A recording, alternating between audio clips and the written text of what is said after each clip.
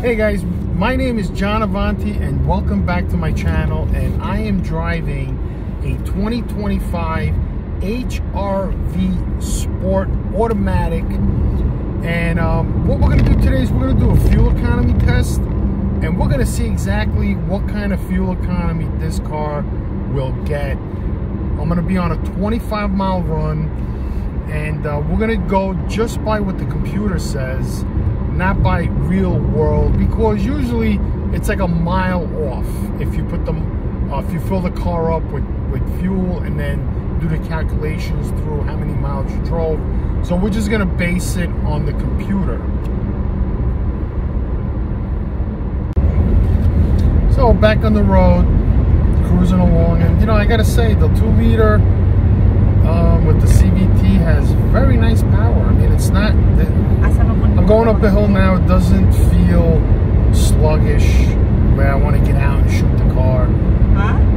It's decent. You know, the fuel economy is holding at 28 for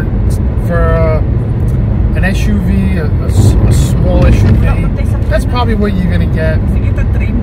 I mean, should you buy a BMW X2 that's almost the same price as this? You may be able to get it almost the same price as this. I mean, this is not a cheap car by any means, you know, compared to the Corolla Cross. If the Corolla Cross is as big as this or is equipped as nice as this, because I've seen brand new ones with 2-liter engine, CVT transmission for $24,000. That's pretty cheap, and it's not bad for 24 grand versus this car is 33 something. You know, that's a big difference in price. But you know, this car looks nice too on the outside, and you know, the power's there. I mean, I'm doing 83 miles per hour, and it's doing pretty good on the highway. The AC's working nicely, and I'm just holding at 28.2 miles per gallon. So that's probably what you're gonna get for fuel economy. I like the car. I mean, I would not buy it. The only reason why I wouldn't buy this car is for the money. I mean, it's a little bit expensive, you know, for being a Honda. You know, can you get an Acura for the same price? I think so. Can you buy a used Acura RDX that's going to get about the same fuel economy as this, and it's 280 horsepower? I think so. So that's probably where you're better off spending the money, because when you get into like low entry cars like this and they're expensive, it's not worth buying because they're going to depreciate a lot. Because one, you paid a lot for it, you paid all that interest, you paid all that tax, all those dealer fees, gap insurance, all that shit. You got to take all that into consideration. So you're going to take a beating with the value of this versus if you went and bought like a used car, either a BMW or Mercedes, any one of them, for this price, easily. You know, you could have got a Porsche Macan or something like that. But I mean, people want new cars, and they want to be the first ones, the only ones to sit in the seat.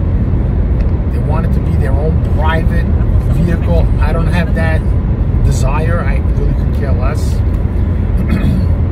And then again, you know, buying a new car, you're going to get 3 years, 4 years, no problems. You know, you're not going to fix anything.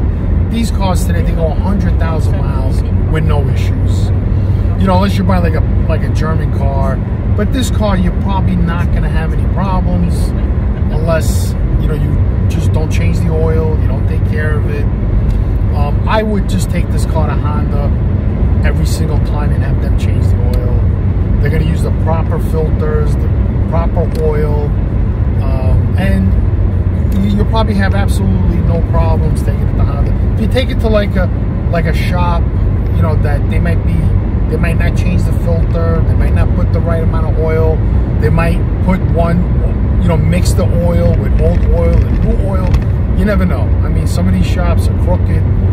You know, they're looking to save money, and especially like if you're a woman and you go in there, they'll just screw you over and destroy your car. You you know, the other thing you can do if you want to change the oil is go to a store, buy your own oil, and then find a mechanic who's willing to change the oil for you for like $30, and you hand them the oil, and now you know you're getting like I buy Pennzoil that's made out of natural gas, and I buy that and I put that in all my vehicles, and a lot of mechanics recommend it, where if you go to a regular shop, you know, they're gonna put the cheapest shit in it. You know, they'll tell you, yeah, we put synthetic, but in reality you got garbage. You know, you got like you got cheap oil, you know. But then if you change your oil enough, you know, it doesn't really matter, because it's all about changing the oil. That's what it comes down to. And you can't go past 5,000 miles, especially on a small engine like this. You know, you want to change the oil between 4,000 and 5,000 miles.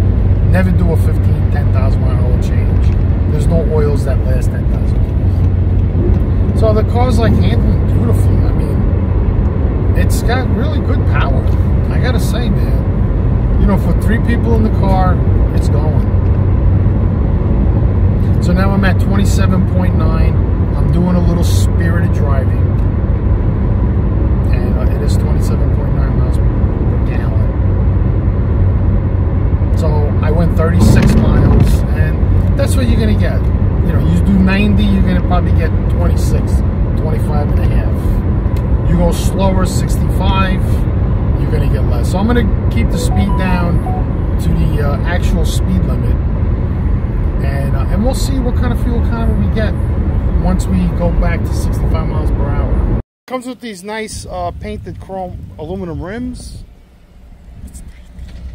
You got the back, all-wheel drive, says right there. Yes, you got a lot of room back there. Big hatch. Let's grab that. I mean, it's just a typical SUV, but it definitely looks like a Mercedes, if you ask me. Looks like a Benz. Very nice car.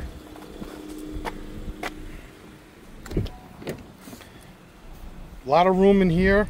The hood is aluminum. Wow, surprised.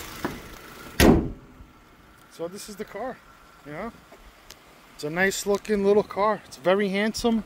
Looks like a... Front end is very nice. I mean, this is a really nice design. Looks very sporty. 2 type of grills, which is nice. Nothing too crazy. It's got little vents there. I don't know if they work for the tires, keep them cool. Not that you're gonna go fast, but the car is pretty quick.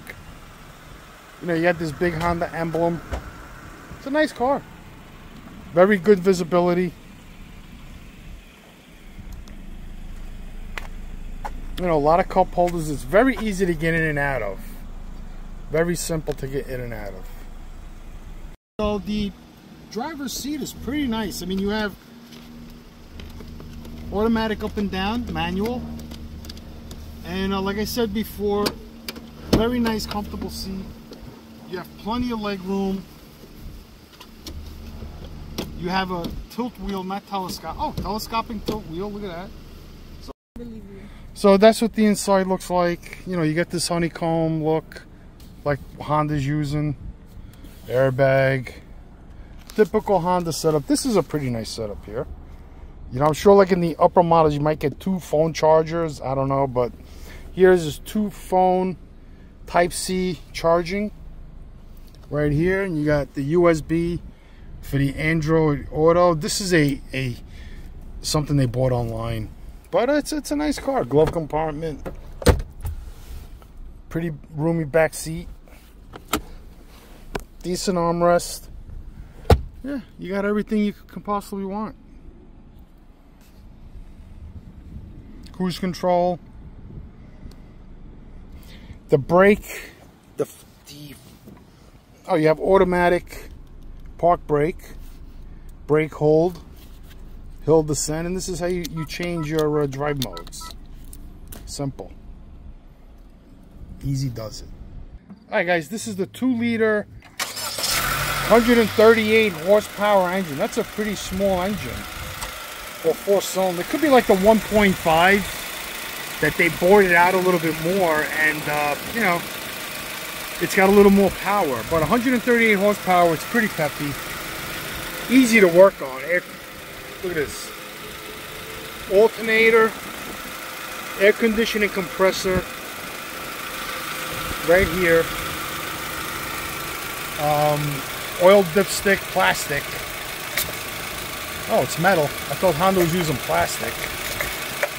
And OW20 battery. Very simple. That's what you want, a simple car. Yeah, sounds pretty good.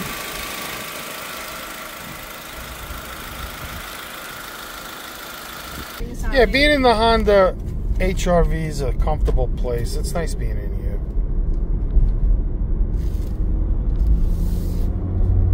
Yep, this is just a regular person's car. Cup holders, you got nice pockets there. Yeah. Okay guys, so we're off the highway. I had it on cruise control for about 10-15 miles. And you know, we went to, like, you probably over more time, maybe 50 miles, maybe would have went to 32 miles per gallon. So if you drive it in eco and you maintain a very casual speed, you're gonna get 32 miles per gallon. Where on the other hand, with the Toyota Camry, that's 208 horsepower, you could do like 70, 75 and get almost 40. So that's a big difference in fuel economy. Like I said before, Hondas were never really great on gas, because they don't really make sophisticated engines. They make them strong, but not like Toyota engines that are very good on gas and have power. I mean, this is just the way it is. Honda, they give you like more sporty, nicer looking cars, versus Toyota gives you more of a boring car, I would say. And Toyotas are the best cars that have the best fuel economy, not the trucks or the V6 engines, but the 4-cylinders, which they're very good at, is pretty good on gas. Even the Corolla, I think R or RS, gets almost the same fuel economy as this, and it's 300 horsepower, 6-speed transmission. You know, that's pretty good, three-cylinder engine. So yeah, you know, 29.6. And this is the end of the video. So you're probably gonna average in the city 26, 27, depending how heavy the traffic is. And on the highway, if you drive casually, you may get in eco mode 32 miles per gallon. But I averaged in normal mode 28, and eco mode 30, let's say, you know. And take care, peace out, and stay tuned for the next video.